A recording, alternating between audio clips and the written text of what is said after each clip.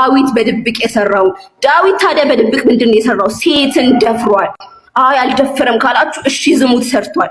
ስለዚህ እግዚአብሔር ምን እያስደረገ ነው? በተዘዋዋሪ ዳዊት በድብቅ የሰራውን እያሰራ ነው። በማን ነው የሚያሰራው? ምንም ባላደረጉ ሴቶች።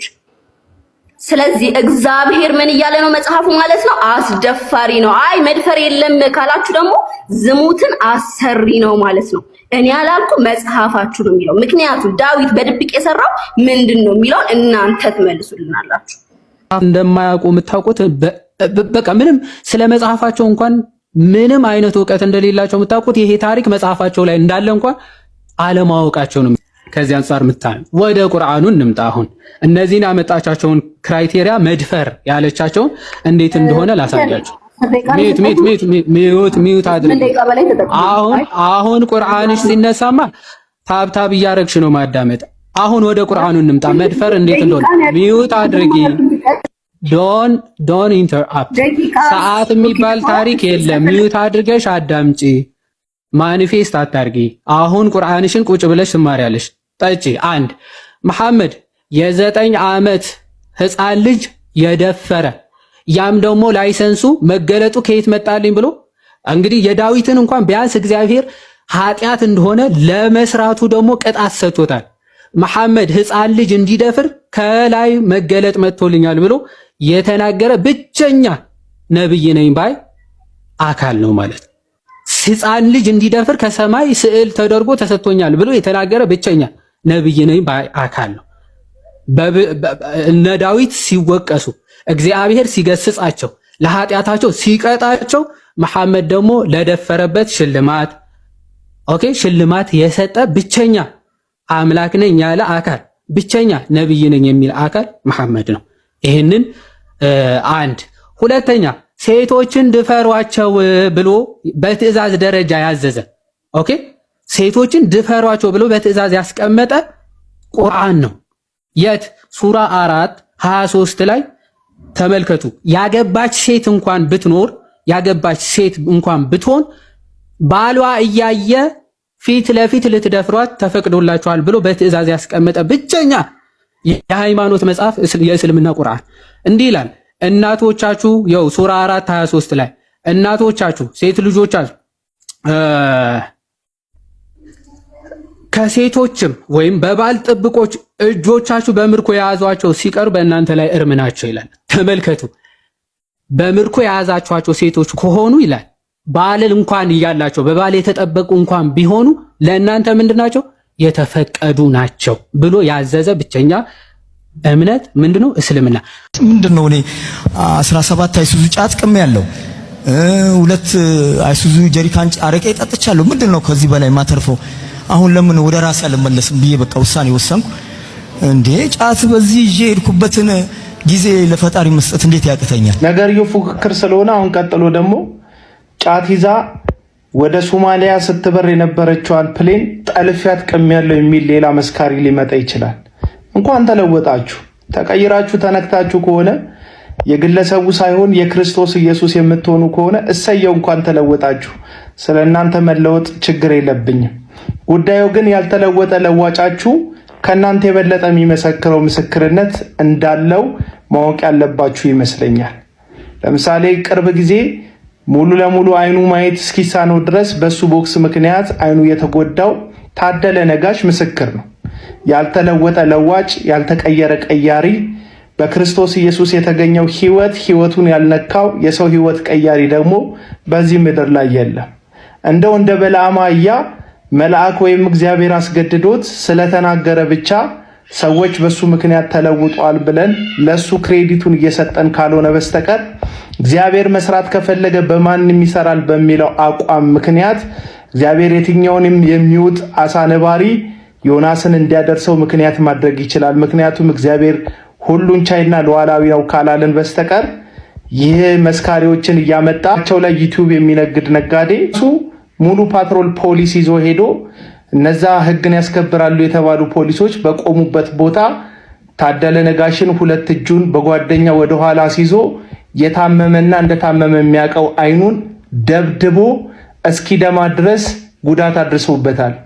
የደማው ሰው ወደ ሐኪም ቤት መሄድ ሲገባው እስር ቤት ተጥሎ ክሱ ሲመጣበት ደግሞ የቼክ ክስ ሆኖበታል። ቀድሞም ጉዳተኛ የነበረ ያልታከመ አይኑ አሁን ሙሉ ለሙሉ ማየት እስካይችል ድረስ አይኑ ተጋርዶ ነው የሚገኘው። ስለዚህ እናንተ የምትመሰክሩ በ5 ቀን ንግግር ስሜታዊ የሆናችሁ ወጣችሁ የምታለቅሱ ወጣቶች ስለወጡ የእግዚአብሔር ልጅ ክርስቶስ ኢየሱስ ቢያገኛችሁ ከሁሉ በላይ የምደሰተው እኔ ነኝ። ነገር ግን በእናንተ ስም ቋሚ ንግድን የያዘው ግለሰብ ሐሰተኝነቱና እውነተኛ ማንነቱን የሚገልጡትን ሰዎች በሐሰት ከሶ የሚያሳስር አሳሪና ያልተለወጠ ለዋጭ እንደሆነ ልንነግራችሁ ያስፈልገናል። ስለዚህ እግዚአብሔር ይርዳችሁ። የበለዓም አህያን በለዓምን አንደበቷ ተከፍቶ ከጥፋት መልሰዋለች ማለት መንግስተ ሰማያት ትገባለች ማለት አይደለም። አንዳንድ ሰዎች ላይ ድንገት እግዚአብሔር መጥቶ እነዛን የሚወዳቸውን ሰዎች ለመለወጥ ሲፈልግ ዮናስን ወደ መዳረሻው ለማድረስ የሚባላውን አሳ ነባሪ እንደ ትራንስፖርት የተጠቀመው አምላክ ሊጠቀምበት ይችላል።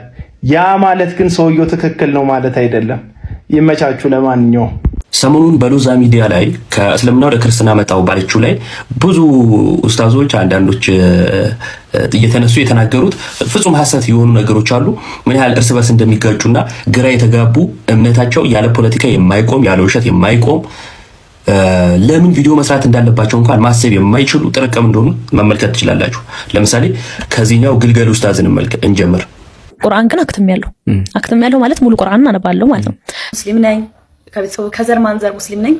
ዛሬም ነገም ከነገ ወዲያም ደግሞ ሙስሊም እንደሆንኩ ነው የምቀጥለው። የሚያሳዝነኝ ነገር ወገኖቻችን ፖለቲካ ሊሰሩ ሲሞክሩ አይሳካላቸው፣ መሀል ላይ ይበላሽባቸዋል። አሁን ይህን ቪዲዮ የሰሩት ምንድነው ልጅቱ ከእስልምና ወደ ክርስትና ሄደች ብለው ነው። ያው እንዳየነው ግን ልጅቱ የኪታብ ስም ራሱ በትክክል አታውቅም። በኋላም ደግሞ መታ ተናግራለች። ይቅርታ እንግዲህ ሙስሊም ነኝ አላውቅም የተፈጠረውን ያው ፖለቲካ እንደሆነ ተናግራለች። ስለዚህ ወገኖቻችን ለምን ታጭበረብራላችሁ? እንደነሱ በሐሰት የሚቆም እምነት ስለሌለ የምናጭበረብርበት ምን ምክንያት የለም። ግን ማገናዘብ ስለማትችል እንጂ ለምሳሌ አጭበርብረን ከሆነ ይቺ ሰው ኦርቶዶክስ ነው መሆን የምትችለው ማለት ነው። አይ ከጅምሩ ሙስሊም ከሆነች እምነቷን መሸጥ ትችላለች ማለት ነው አይደለም። ስለዚህ ገንዘብ ካገኙ እምነታቸውን መካድ እንደሚችሉ ማሳያ ነው። በነገራችን ላይ እሱ ሌላ ጊዜ ያሳያቸዋለሁ።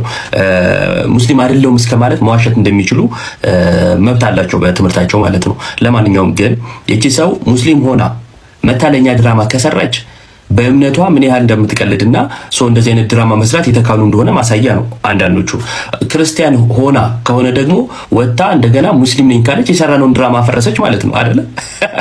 ይሄን እንኳን ማገናዘብ አትችልምና ምን ያህል ጨቅላ እንደሆንክ ማሳያ ነው። እቺ ደግሞ ምንም ባለማወቅ አንደኛ ነች፣ ባለማገናዘብ አንደኛ ነች።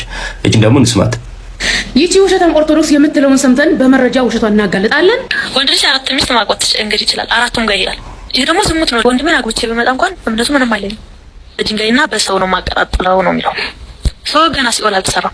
ይቺን ውሸታም ኦርቶዶክስ ሴትዮ እንደሰማችኋት ነው። አፋርም ነኝ እያለች ነው መሰለኝ። እንደዚህ አፎ ላይ አማርኛ የከበደበት አፋር አላቅም፣ የወሎ ደገኛ ትሆን አላቅም። ብቻ የሚያውቃት ሰው ካለ ኮሜንት ላይ ያስቀምጥልን። ብዙ የሚያውቃት ሰው ካለ ኮሜንት ላይ ያሳውቀኝ አለች። ግን መታ ምን ትላለች? እቺ ኦርቶዶክስ ነች፣ እቺን ውሸታም ኦርቶዶክስ ተመልከቷለች። ስለዚህ ኦርቶዶክስ ነች ብላ ነው እቺ እያሰበች ያለችው። ያኛው ደግሞ ሰምታችሁታል። ልጅቷ ግን ምንድነች? አሰላሙ አለይኩም ወራህመቱላሂ ወበረካቱ። እንዴት ናችሁ? ደህና ነኝ አልሐምዱሊላህ ረብል ዓለሚን። እኔ ሶሻል ሚዲያ ተጠቃሚ አይደለሁም። በተለይ ቲክታክ ላይ አካውንትም የለኝም። ግን ዛሬ እንደዚህ አይነት ቪዲዮ እንድሰራ ተገድጃለሁ። ወላሂ ጧት ላይ ረፋድ ላይ ልጆች ሆነ ቲክታክ ቪዲዮ አሳዩኝ እና ወላሂ እኔ በጣም ግራ ተጋብቻለሁ። ፊቴ የራሴ ነው፣ ድምፁ የራሴ ነው። ግን እንዴት መቼ ያ ቪዲዮ እንደተቀረጽኩኝ እኔ ኢንተርቪው ተደርጌ አላውቅም እስካሁን ድረስ። የትና እንዴት በምን አይነት ሁኔታ ውስጥ ሆኜ እንዳወራሁትም አላውቅም። እኔ ስሜ ሀያት መሐመድ ኢማም ነው። እናቴ ፋጡማ እንድትሰመር የምትባለው።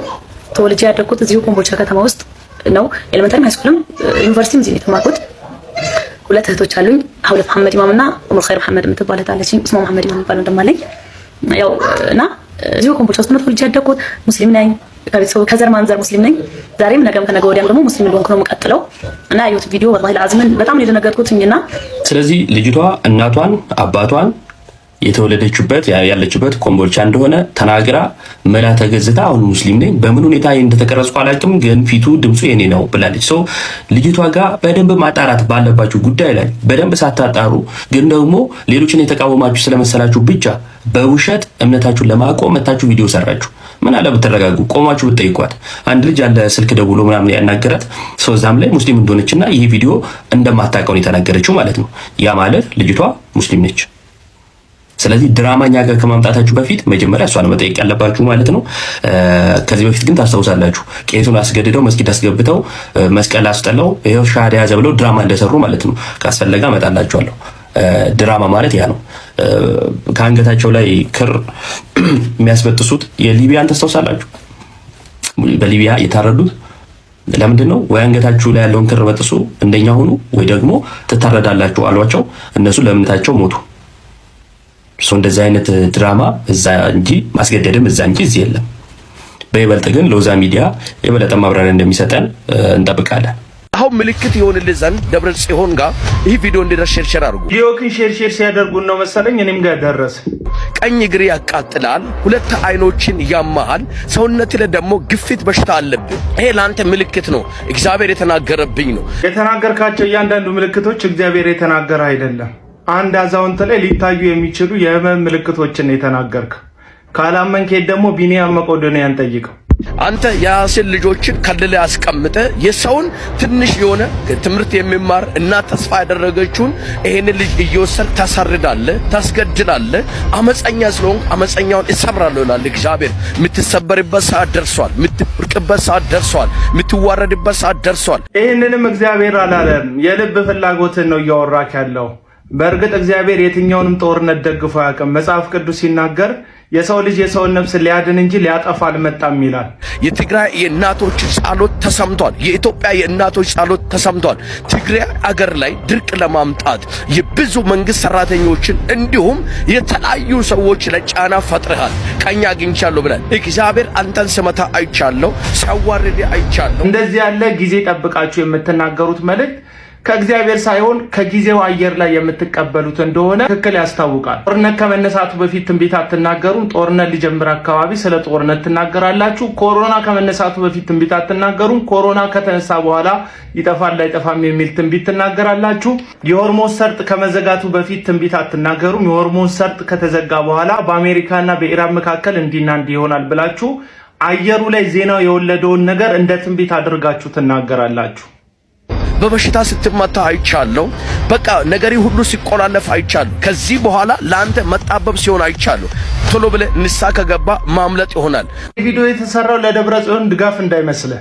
ይህ ቪዲዮ የተሰራው እናንተ ሐሰተኛ ነቢያት ሁልጊዜ ትንቢትን የምትናገሩት ኃይል ላለው ስልጣን ላለው ተቀባይነት ላለው አካል ነው። መልካሙን ኃይል ላለው ስልጣን ላለው ትናገራላችሁ።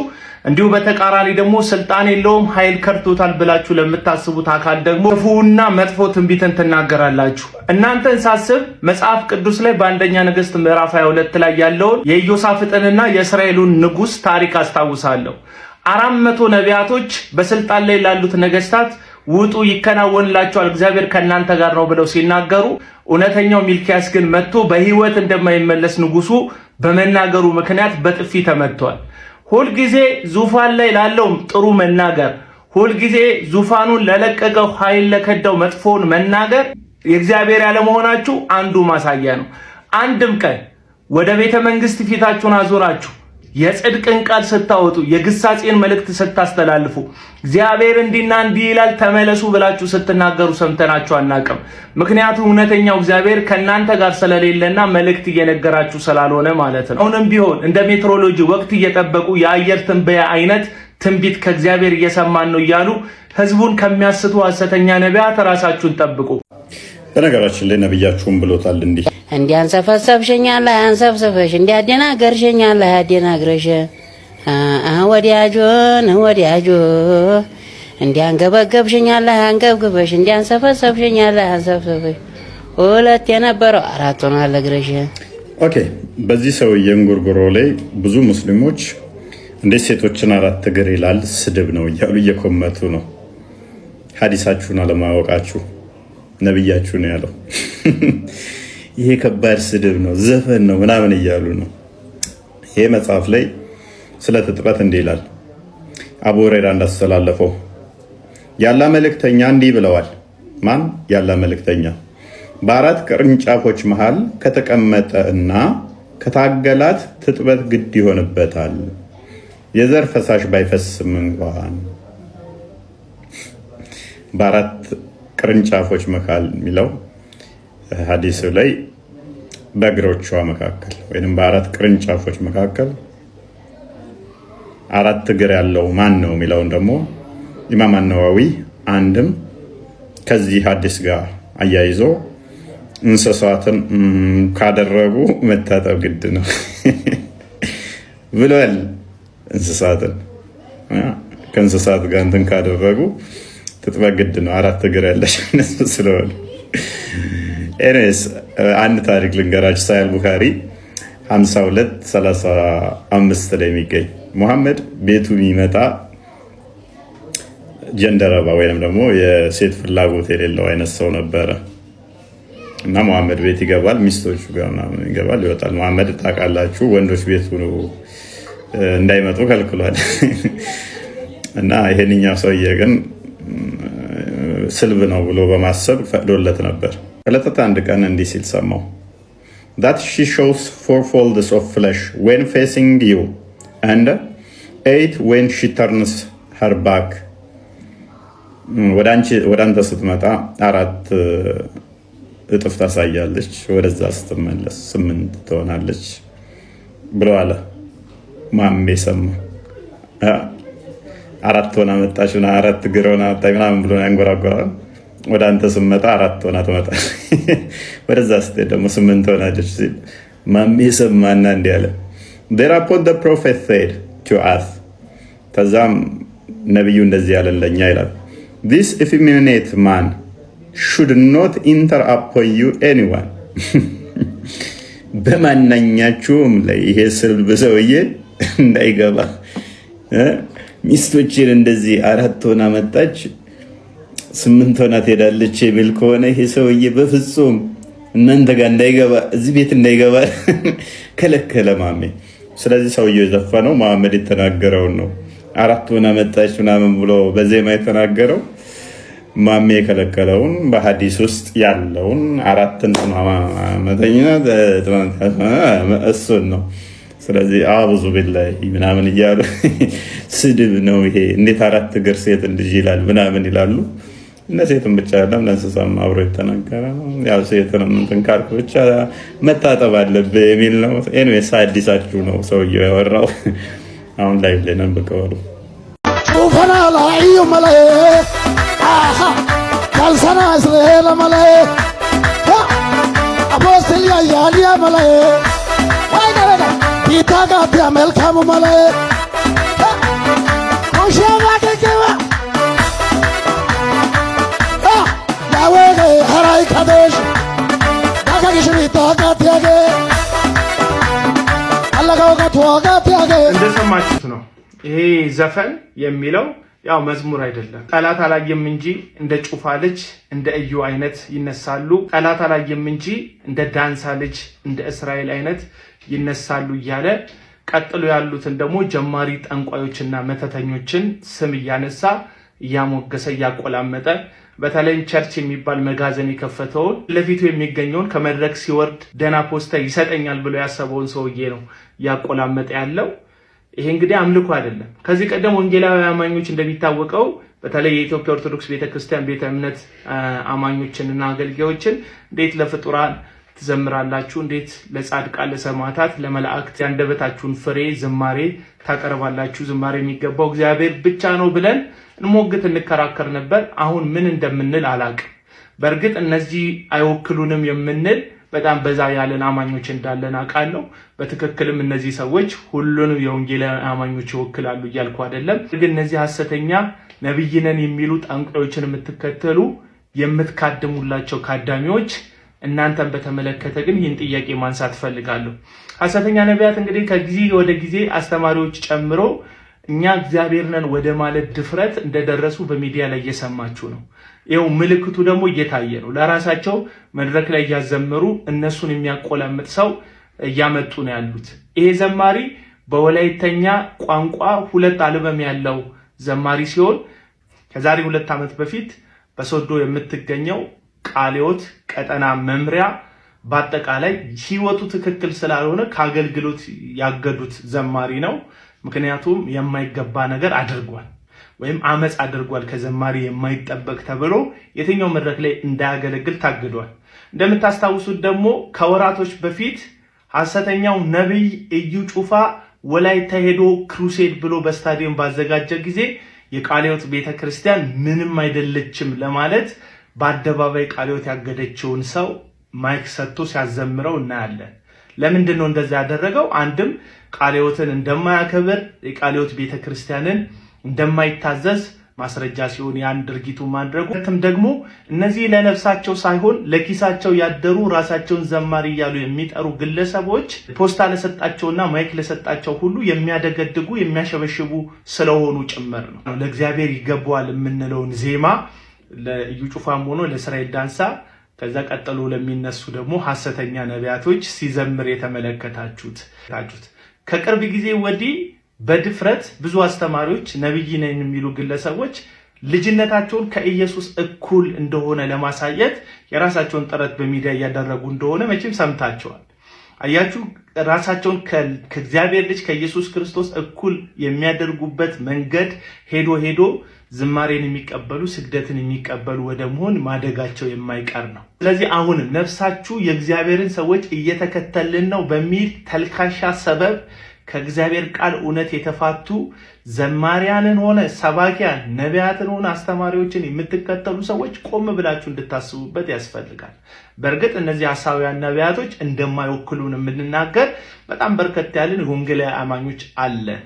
አሁን አንተኛው ዘማሪውን ብትሆን አዲስ አበባ እንዳለ ድርጊቶች ትክክል እንዳልሆኑ አንዳንድ ፎቶ መስረጃዎች ሁሉ ደርሰውኛል። ነገር ግን ቤተሰቦች ሊኖሩ ስለሚችል ያንተን እያደረክ ያለውን ነገር በፎቶ አምጥቶ መለጠፉ ከህሊና አንጻር አስፈላጊ እንደሆነ ስላልታየኝ አልለጥፍም።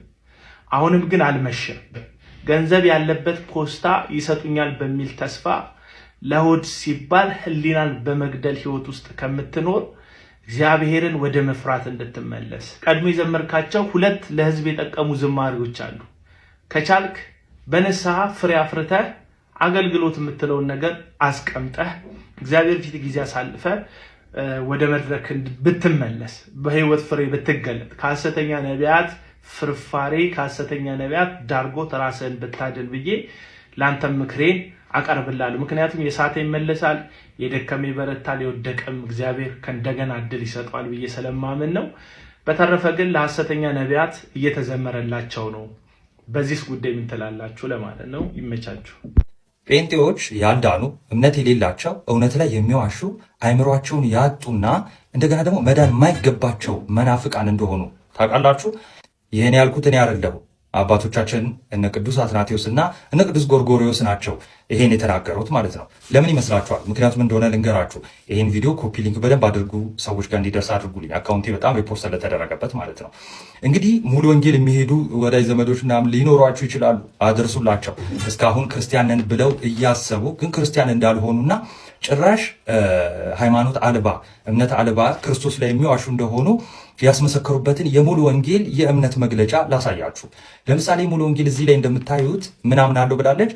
ኢየሱስ ክርስቶስ ሲወለድ ከማርያም ስጋም ነፍስም አልነሳም ብለው ነው የሚያምኑት።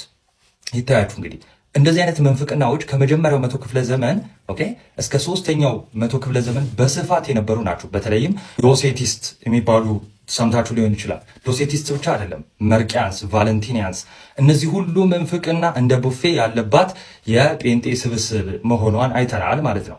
እንግዲህ በዚህ በእምነት መግለጫው እንዳያችሁት ኢየሱስ ክርስቶስ ከማርያም ስጋ አልነሳም እና እንደ ቦይ ነው ያለፈው። እንደዚሁ ይህንን መንፍቅና ከመጀመሪያው 100 ክፍለ ዘመን ጀምሮ የነበሩት እነ ቅዱስ አግናጢዮስ፣ እነ ቅዱስ ሄሬኒዮስ፣ እነ ሰማዕቱ ዮስጢን እንዲሁም እነ ቅዱስ ቄርሎስ እና አትናቴዎስ በሙሉ መናፍቃን ነው የሚሏቸው። በተለይም አጌነስ ዘአርያንስ ዲስኮርስ 2 ላይ ቅዱስ አትናቴዎስ እንደነዚህ አይነት ሰዎችን ምን ይላል?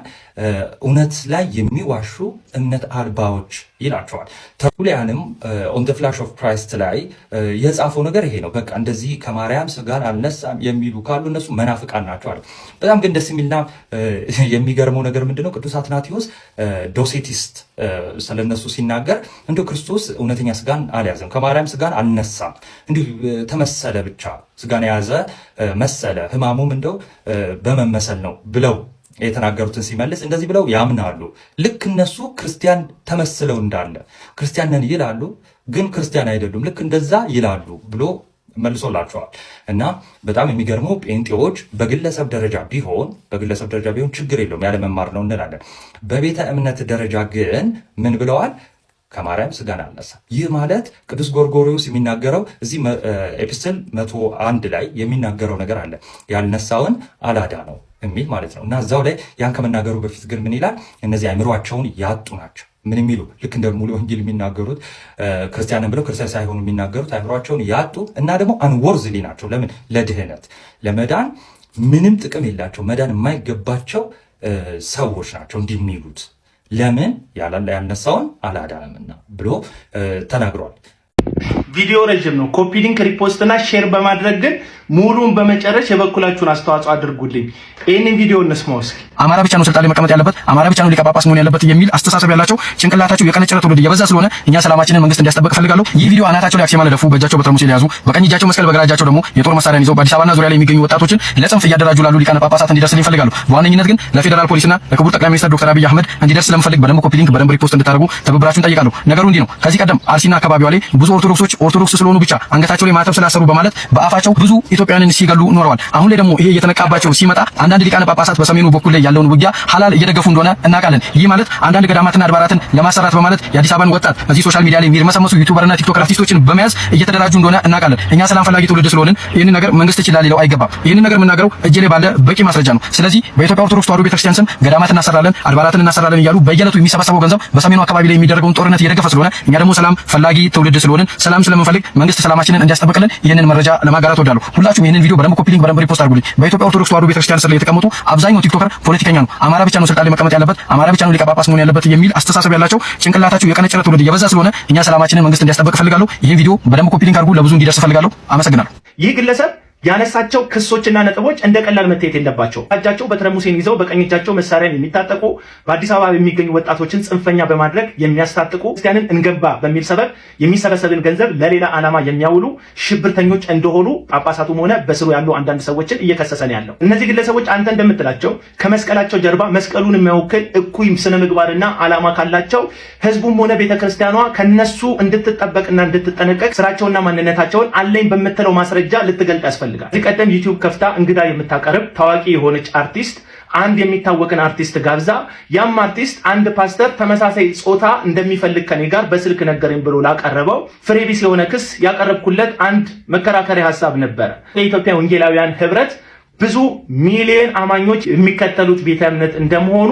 በስሩም ደግሞ ብዙ መጋቢያንና አገልጋዮች እንደመኖራቸው ተመሳሳይ ጾታ ፍላጎት የሰከረ አንድ ፓስተር መኖሩን ስሙን ሳይጠቅስ መናገሩ ራሱን ችሎ ቤተ እምነቱ እንዲጠላ፣ ሌሎች ንጹህ የሆኑ ደግሞ አገልጋዮች በዛ ስም እንዲጠረጠሩ ማድረግና ቤተ እምነቱን ማጠልሸት ነው ብዬ ተከራክሬ ነበረ። እንዲሁም ተመሳሳይ መከራከሪያ ሀሳብ ማንሳት እችላለሁ።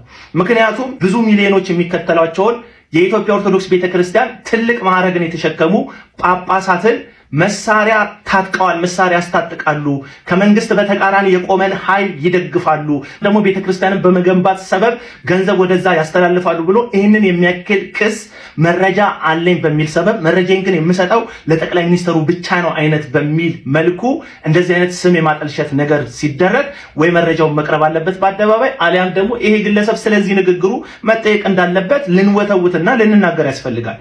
እንደ ወንጌላዊ አማኝ ምን አግብቶ ነው የኢትዮጵያ ኦርቶዶክስ ቤተክርስቲያን ጳጳስ ነው የተከሰሰው? አንተ ምን ተነክቶ ነው ይህን የምታደርገው የምትሉ ከሆነ ይህ ራሱን ዲያቆን እያለ የሚጠራው ግለሰብ ውሎ ግን ከሐሰተኛ ነቢያቶች ጋር የሆነ ምንም ጥቁር ክርና ትልቅ መስቀል ቢያደርግ ድርጊቱ ግን የጴንጤ የሚመስል ግለሰብ እንዲሁ በወንጌላዊ አማኞችና በኢትዮጵያ ኦርቶዶክስ ቤተክርስቲያን መካከል ያለውን ውጥረት ወደሚብስ ውጥረት የሚከት እንደሆነ ስለታሰበኝ ነው።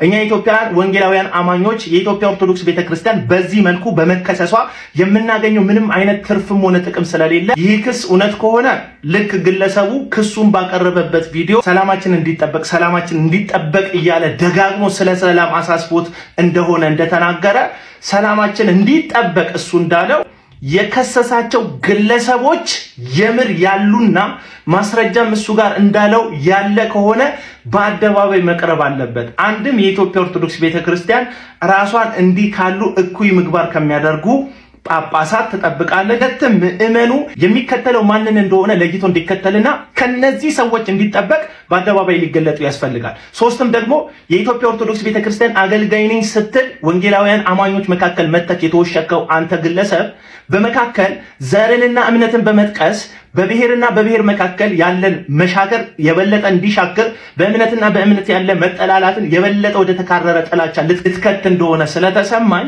ከዚህ ድርጊት መቆጠብ ስላለብህ የሚጠይቅህ አካል እንዲጠይቅህ ነው ይህንን ቪዲዮ የምሰራው። ማንም እየተነሳ ጳጳሶች እንደዚህ አይነት ዓላማ አላቸው፣ እንትኖች እንደዚህ አይነት ዓላማ አላቸው ማለት የለበትም። የቪዲዮ ማስረጃ አምጥተህ ቢሆን እሰየው፣ የሰነድ ማስረጃ አምጥተህ ቢሆን ደግ አደረገላለሁ። ምንም በሌለበት ግን የጳጳሶችን ቆብና በትረ ሙሴን አድርገህ ጉዳይክን ደግሞ የሀገሪቱ የበላይ ባለስልጣን የሆነውን ጠቅላይ ሚኒስትሩን በመጥቀስ ልታጫጩ ፈልጋልና ልትጠየቅ ይገባካል። ማን ነው ሽብርተኛ? ማወቅ እንፈልጋለን። የትኛው አካል ነው ጳጳስ መሆን ያለበት አማራ ብቻ ነው ሲል የሰማከው? የድምጽ ማስረጃ ካለ አቅርብልን፣ የሰነድ ማስረጃ ካለ አቅርብልን።